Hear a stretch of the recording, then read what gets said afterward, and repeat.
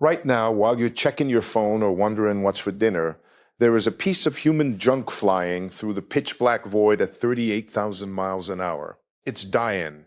We call it Voyager 1. But you should probably think of it as the loneliest ghost in the history of our species. We just lost the last real connection. The heart stopped beating a long time ago, but now the brain is finally fading to black. It's gone.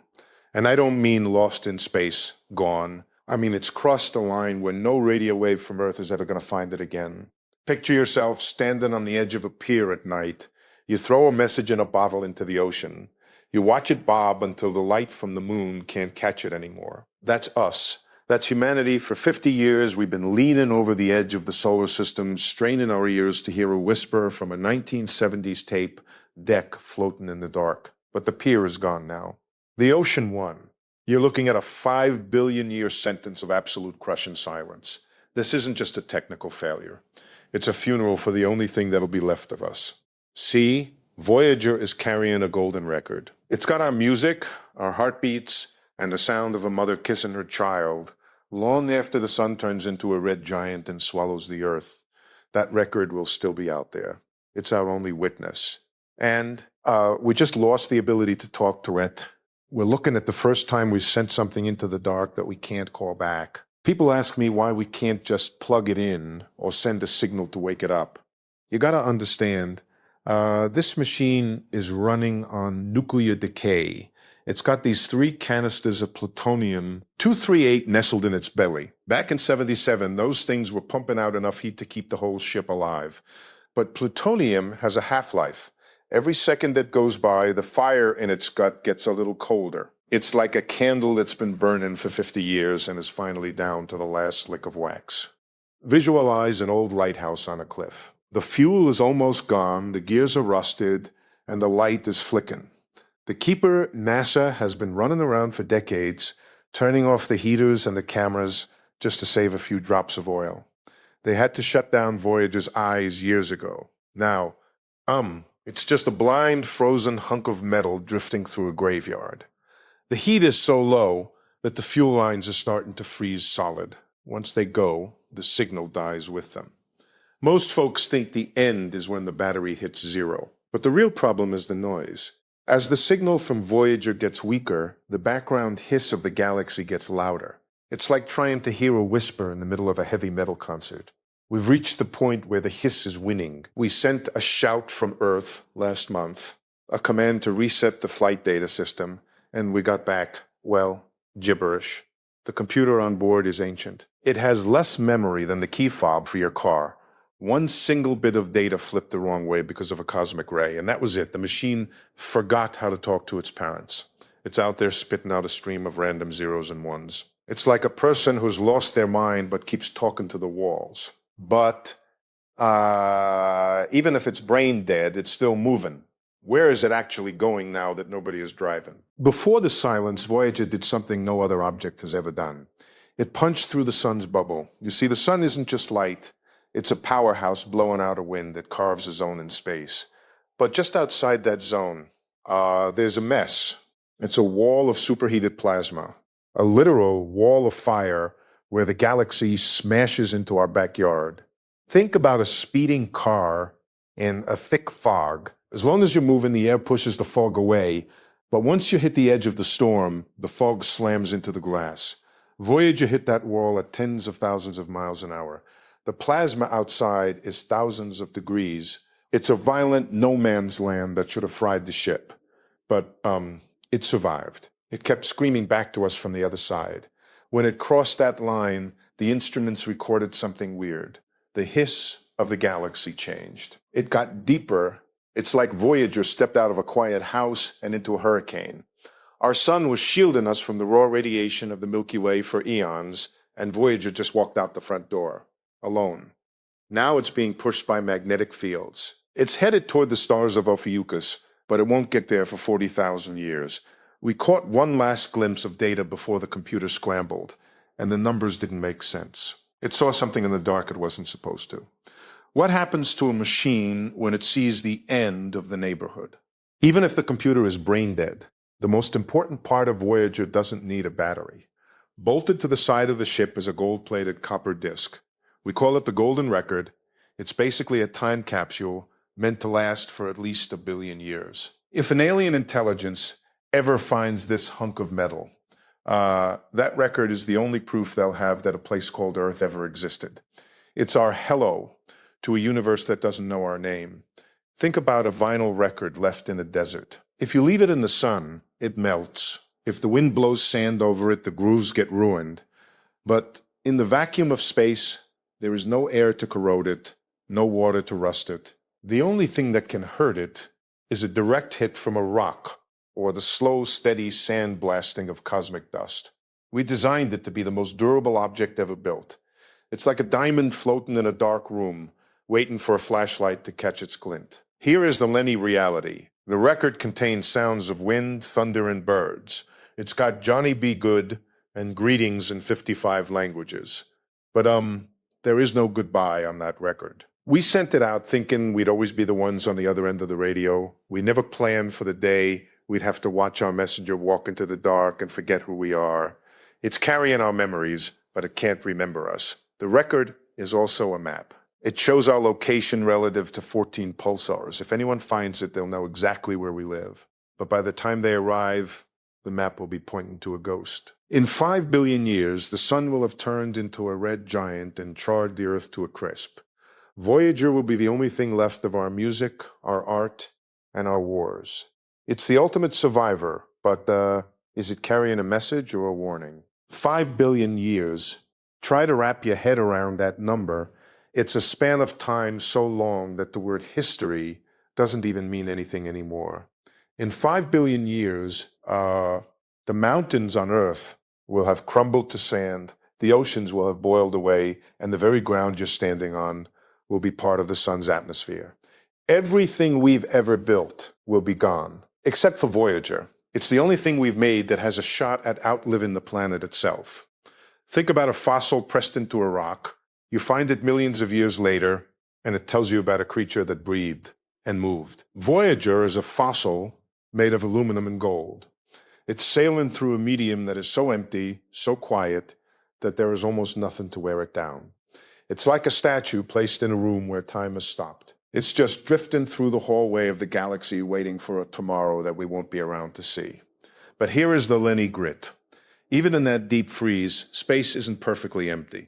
There are tiny grains of dust, microscopic bits of rock, and they're hitting Voyager at 10 miles a second. Over 5 billion years, that dust acts like a slow-motion sandblaster. The antenna will get pitted, the gold on the record will start to thin out. We're not talking about a clean survival. We're talking about a battered, scarred veteran limping through the void. The clock is ticking on the hardware, too. Even without power, the metals themselves start to change. Atoms migrate. Things get brittle. It's a race between the vacuum and the machine. Will it still be recognizable as a message by the time it reaches the other side of the galaxy? Or, is it destined to become just another piece of nameless space junk? And, what happens if it gets caught by a star's gravity before the 5 billion years are up? Voyager isn't just flying in a straight line toward nowhere. Space is full of potholes and curves made of gravity. Right now, it's escaping the sun's pull, but it's entering the grip of the entire Milky Way galaxy. It's basically become a tiny artificial planet. It's going to orbit the center of our galaxy, just like the stars do. One full lap takes about 200 million years. By the time it finishes its first lap, humans might not even be a memory. Think about a marble rolling around a giant, invisible funnel. The marble is moving fast enough to keep from falling into the hole, so it just keeps circling and circling. The funnel is the gravity of the billions of stars in our galaxy. Voyager is that marble. It's caught in a loop that'll last for eons. It's not traveling to a destination anymore. It's just haunting the neighborhood. Here is the Lenny reality. Every time Voyager passes near a star, it gets a little tug. These flybys change its path. It's like a cosmic game of pinball. Over millions of years, those tiny tugs add up. We can predict its path for a few thousand years, but after that, the math goes dark. It could get flung out into the intergalactic void, or it could get sucked into the fire of a distant star system. If it gets caught in a new star's gravity, It could spend 1 billion years circling a sun that hasn't even been born yet. It would be a ghost ship in a foreign sky. Imagine an alien world looking up and seeing a new star that's actually a 1970s robot carrying a gold record. But, what are the odds of that actually happening? Is it a hello waiting to be found, or is it a bullet looking for a target? It's out there now, cold and alone. Space is big, I mean really big, but it's not just a room of nothing. It's a field of radiation. Without the sun's magnetic blanket to hide behind, Voyager is getting hammered by cosmic rays. These are high-energy particles flying near the speed of light. They're like tiny, invisible bullets passing through the ship's skin. For 50 years, the armor held up, but now that the heaters are dead, the metal is getting brittle. Think about an old car left out in a blizzard. If you keep the engine running, the ice doesn't stand a chance. But the moment you turn that key, the cold seeps into the block, the oil thickens into sludge, and the gaskets start to crack. Voyager is currently at minus 400 degrees Fahrenheit. At that temperature, stuff doesn't just get cold. It changes its nature. Plastic becomes as brittle as glass. Copper wires can snap like dry twigs. We spent billions of dollars protecting this thing from the outside. We gave it shields and gold foil, but the real threat is from the inside. As those nuclear batteries decay, they don't just stop providing power, they stop providing life. The ship is dying from the inside out. It's not the galaxy that's killing it. It's the lack of its own heartbeat. Even if it freezes solid, the information is still there. The golden record is bolted to the outside, facing the stars. It doesn't care about the temperature. It was made to survive the deep freeze. But if the ship's structure snaps, if the skeleton of the machine falls apart, does the record just fall off and float away? Does our message become just another piece of shrapnel in the dark? Even though it's out of the solar system, Voyager hasn't actually left our neighborhood yet. It's got one more wall to climb. Way out past the planets, there's a massive shell of icy rocks and frozen nothing called the Oort cloud. It's the graveyard of comets that never made it to the sun. Voyager is heading right for it, but it's going to take another 300 years just to reach the inner edge. And to get all the way through, you're looking at 30,000 years of dodging ice. Picture a lone hiker trying to cross a frozen tundra in the middle of a moonless night. He can't see more than an inch in front of his face, and the ground is covered in hidden potholes and jagged rocks. Every step is a gamble. Voyager is that hiker. The Oort cloud isn't thick, but when you're moving at those speeds, even a pebble-sized piece of ice hits like a grenade. One wrong move, one unlucky click against the hull, and the ship becomes a cloud of frozen shrapnel. Here is the real problem. By the time it clears that wall of ice, every bit of electricity in its brain will be gone. It'll be a dark, silent stone flying through a field of other stones. We call it interstellar space, but it's more like a cosmic filter. Only the things that are tough enough or lucky enough make it to the open sea between the stars. Voyager is the first thing we've ever sent that has to pass this final test without anyone at the wheel. If it makes it through, it becomes a true wanderer. It'll be free from the sun's gravity for good. But once you're in that deep, empty ocean between the stars, there's no turning back. You're committed to the long haul. 5 billion years of drifting through a place where time doesn't seem to exist. What does the nothing do to a piece of aluminum over 1 billion years?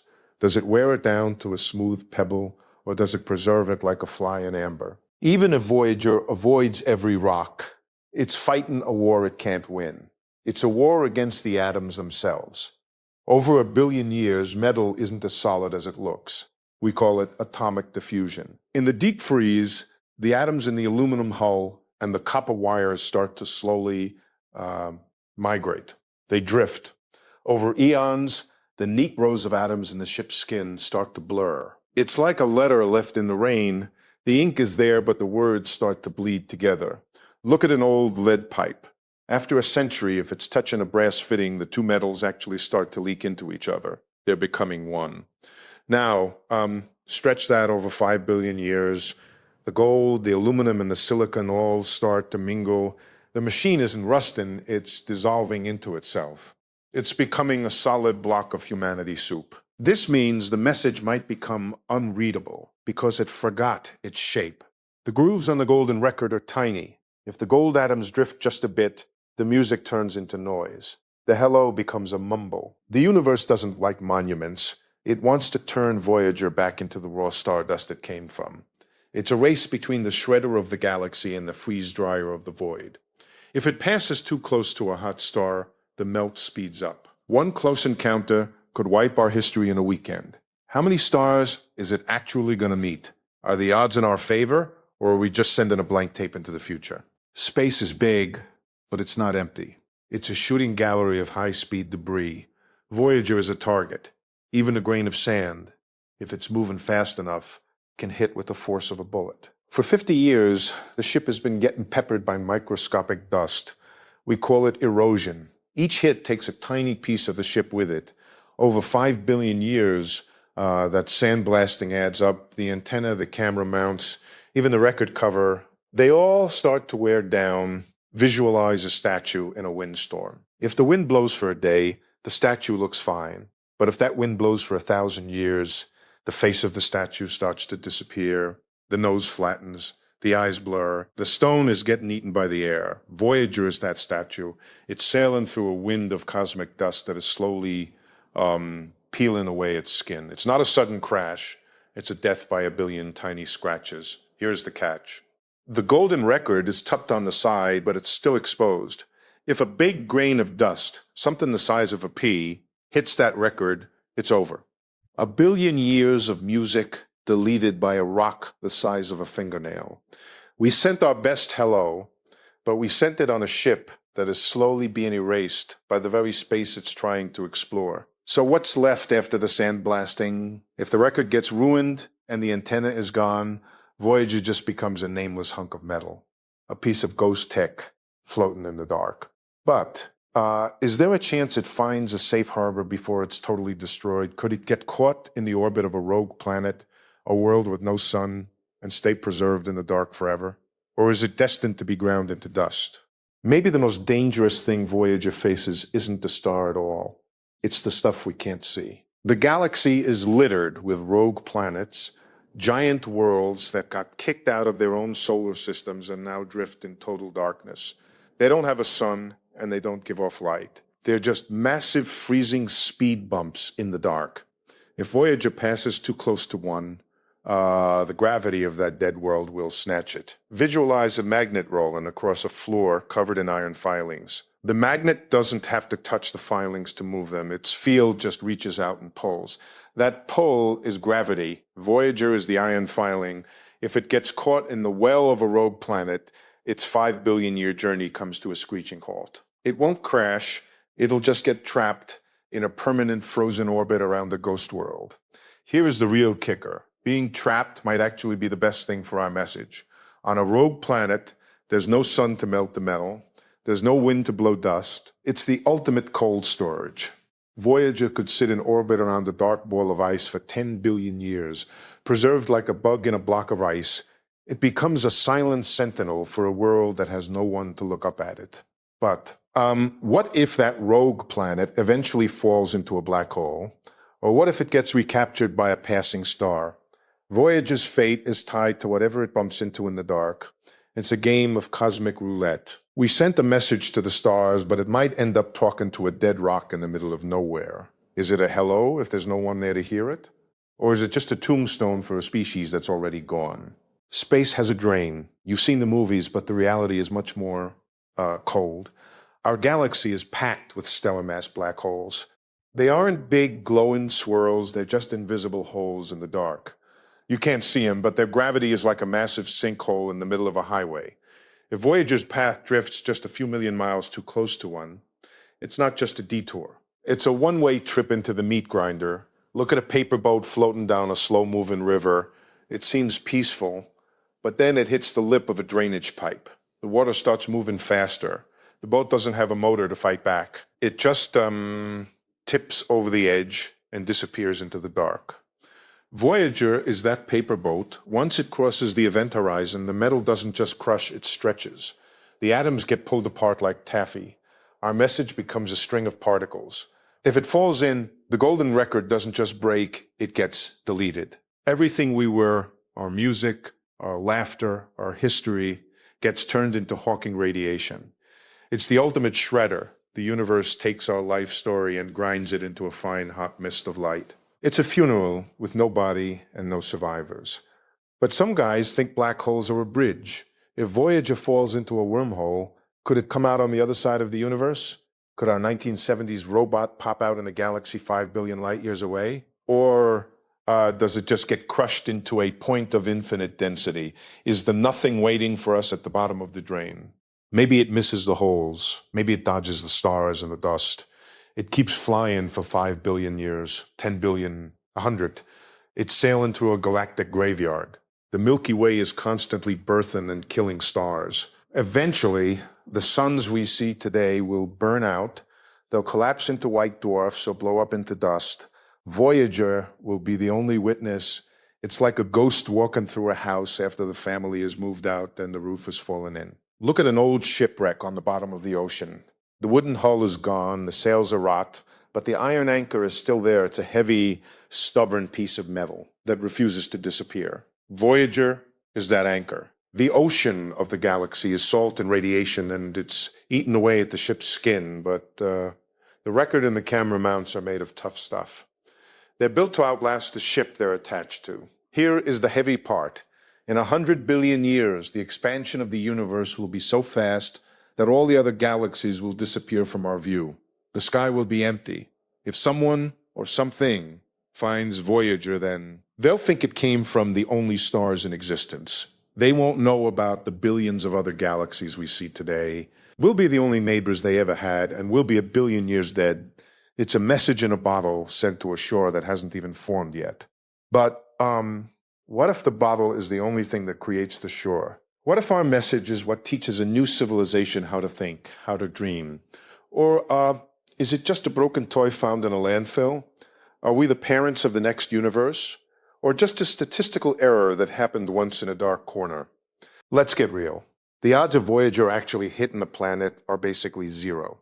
Space isn't just big, it's mostly nothing. It's more likely that it just drifts through the void for trillions of years without ever touching another solid object. It becomes a lonely ghost, a piece of 1970s aluminum floating in a universe that's getting colder and darker every second. It's a terrifying thought, but it's also the most peaceful thing I can imagine. Look at a clock that's been left in an attic. The battery is dead, the hands haven't moved in 50 years, it's not broken, it's just finished. It's done its job.